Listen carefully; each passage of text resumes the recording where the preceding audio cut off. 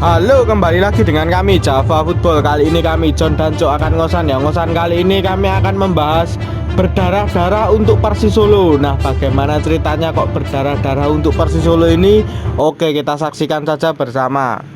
Nah, pertama-tama saya ucapkan terlebih dahulu selamat ulang tahun ke-22 untuk Pasopati. Pasopati ini sendiri sudah berumur 22 tahun, berarti berdiri sejak tahun 2000 lalu. Berarti umurnya ya ibaratkan anak itu ya sudah wis wayahe rabi, wis wayahe kerja dan lain-lain. Nah, 22 tahun untuk supporter Kota Solo ini juga cukup panjang ya perjalanannya. Dulu supporter Pasopati juga ya perjalanan lika-liku sangat panjang sekali, juga tidak melulu soal apa ya, bahkan sampai pertumpah darah, bahkan sampai ya peperangan, bahkan sampai degradasi dan lain-lain itu selalu didampingi oleh supporter Persis Solo sendiri. Sejarahnya memang Pasopati ini terkenal supporter paling loyal ya. Memang dulu dikenal supporter sangat loyal sekali. Dikarenakan ya memang itu dulu viralnya Pasopati ini ya itu karena memang klub Persis Solo sendiri sudah dipastikan degradasi.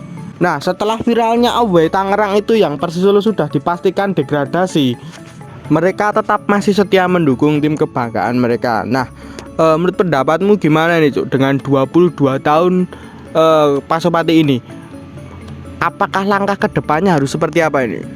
Ya, di ulang tahun Pasopati ke-22, Pasopati mendapatkan kado manis atau kado istimewa, yaitu Persis Solo tahun ini lolos ke Liga 1. Nah, ini luar biasa ya, di usia yang matang lah atau dewasa, 22 tahun ini. Nah, dengan bertambahnya usia, langkah kedepannya ya harus tetap loyal. Yang pertama itu pengembangan organisasi. Menurutku lebih ke pengembangan organisasi, karena memang sekarang ini era milenial, era digital dan lain-lain. Jadi mungkin pengembangan supporter harus lebih update tentang perkembangan zaman. Contohnya ya mungkin banyak membuat ya event-event tentang tentang sepak bola lah ya, yang pokoknya berbau anak muda ya. Tapi kan ini kan COVID, jadi mungkin belum bisa lah ya. Ya mungkin bisa memanfaatkan teknologi ya, sering membuat podcast, sering dan lain-lain lah. Ya, betul sekali. Kritikan itu tak hanya datang dari berbagai supporter Kota Solo ya. Kritikan itu sendiri sudah banyak dilaungkan di Twitter juga. Banyak yang sudah mengkritik, ojo jadul lipate pengurus-pengurusnya, ojo kor kuwi wae, ojo kor gini. Wah, itu sudah dikritik oleh supporter Kota Solo sendiri. Ya, itu bagus sih, untuk perkembangan dari organisasi ini sangat bagus sekali. Untuk perkembangan itu sangat bagus sekali, sangat milenial sekali. Harusnya memang seperti itu sebuah organisasi itu. Jangan wong tua-tua sing ngurusi, wah baca organisasi sing ngurusi wong tua-tua, kadang itu juga kurang milenial. Pengalaman memang oke, mereka berpengalaman.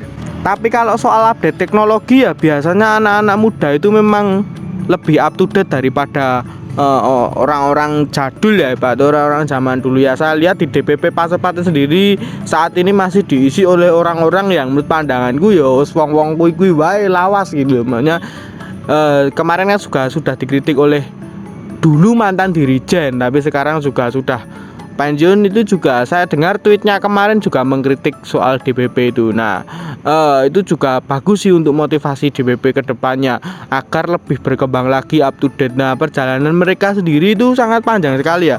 Bahkan kalau bisa dibilang DPP sendiri itu sering dihina dalam arti dihina mafia wasit dan lain-lain. Banyak ya, kemarin mafia wasit juga mengucapkan, tetapi nadanya itu juga ada nada cukup menghina juga. Menurut pandanganmu gimana nih Cuk? Mosok supporter Pelita Sejati ini? Ya kalau dibilang itu sih memang itu fakta sih. Tapi memang bahasanya ya agak gak sopan kalau menurutku bahasanya dari akun mafia wasit sih ya.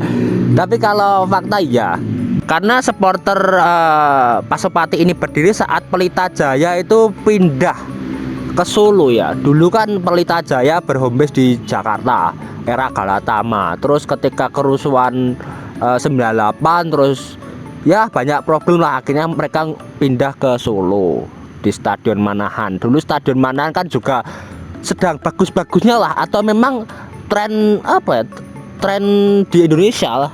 Kalau sekarang mungkin Jakarta International Stadium, tapi kalau dulu memang Stadion Manahan termasuk stadion mewah di Indonesia setelah Gelora Bung Karno. Wah. Akhirnya Pelita Jaya di situ didukung oleh supporternya, yaitu supporter Pasopati. Ya wajar, dulu kan memang setelah Arseto bubar itu rakyat Solo nggak punya hiburan sepak bola. Akhirnya ya apa ya, ada Pelita Jaya itu membangkitkan apa ya, motivasi atau atmosfer sepak bola Solo ini. Namun Pelita Jaya tidak bertahan lama. Akhirnya mereka pindah ke Karawang lah ya, Karawang atau Cilegon ya, saya nggak tahu.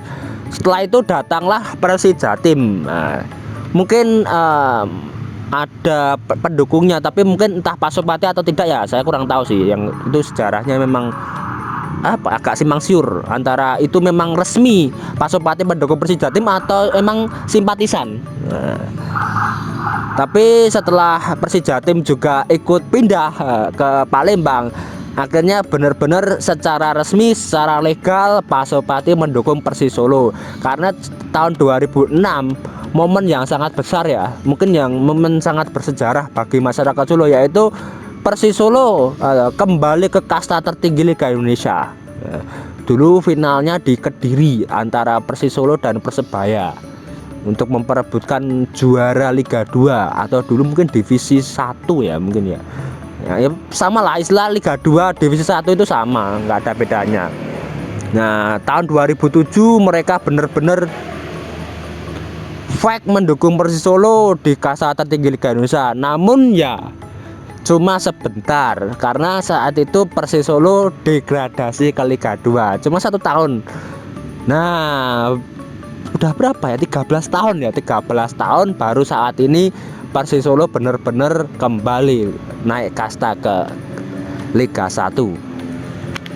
Lebih tepatnya 14 tahun, bukan 13 tahun ya, 14 tahun di Liga 2 baru naik kasta sekarang. Momen paling berdarah-darah Pasopati memang sangat banyak sekali, tidak bisa diragukan lagi. Bahkan kehilangan saudara sendiri, kehilangan apapun lah dilakukan untuk supporter Kota Solo ini banyak ya. Mungkin bisa dibilang supporter ini sangat loyal sekali, bisa dibilang seperti itu, karena memang klub dari Persis Solo sendiri dulu di Liga 2 selama 14 tahun itu sering dicurangi oleh para mafia, sering dikerjai, sering pokoknya dipelakodo lah selama 14 tahun. Bahkan Persis Solo juga sempat mengalami dualisme juga. Pasopati juga sempat digonjing sana dan sini. Banyak ibarat kan seperti itu ya, mengalami dualisme lalu diselesaikan. Menurut pandangan saya momen paling haru itu ya paling bisa di apa ya, buat contoh itu memang proses dualisme dulu sih, itu bisa selesai, itu menurut pandanganku juga paling bagus bagi supporter Kota Solo. Nek dualisme ini ramu-ramu tekan saiki ya mungkin biyen Persis yo ono wae dualisme terus. Nah, menurut pandanganku seperti itu. Pada akhirnya dualisme dulu telah terselesaikan. Menurut pandanganmu gimana nih, Cuk? Momen paling haru dari Pasopati sendiri nih.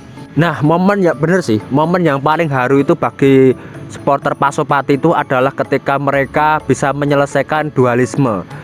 Ini dualisme ini apa ya, problem yang sangat besar lah ya bagi supporter Kota Solo, bagi persepak bolaan Kota Solo. Dan hebatnya mereka bisa menyelesaikan masalah itu tanpa apa ya, tanpa berkepanjangan, tanpa ya berlarut-larut lah ya. Kalau kita lihat itu Arema sampai sekarang itu masih gimana ya, masih ada problem soal dualisme. Di Kota Malang sendiri atau di Malang atau di supporter Arema sendiri itu masih ada apa ya, masih berkubu-kubu. Ada yang mendukung Arema di Liga 1, ada yang pro Arema di Liga 3 ya, sampai sekarang belum selesai. Udah berapa tahun lah ya. Nah ini mungkin yang apa ya, yang membuat supporter Persis Solo itu menurut saya ya luar biasa sih. Mereka berdarah-darah, bangkit, tenggelam, bangkit, naik, bangkit, turun lah, istilahnya gitulah ya. Betul sekali, kalau bisa dibilang berdarah-darah memang supporter Kota Solo sendiri, asli Kota Solo ini memang bisa dibilang sangat berdarah-darah. Mereka tak lelah dan tak henti untuk mendukung tim kebanggaan mereka sampai akhirnya memang selama 14 tahun penantian akhirnya di Liga 1 juga selamat juga. Kedepannya saya harapkan untuk supporter Kota Solo sendiri bisa saling bersinergi, saling yo ibaratnya sorangkulan lah bareng-bareng, yo sing tua yo sing enom kabeh ngono wae. Nah, mungkin itu dulu saja perbincangan kita. Jangan lupa like, comment, dan subscribe.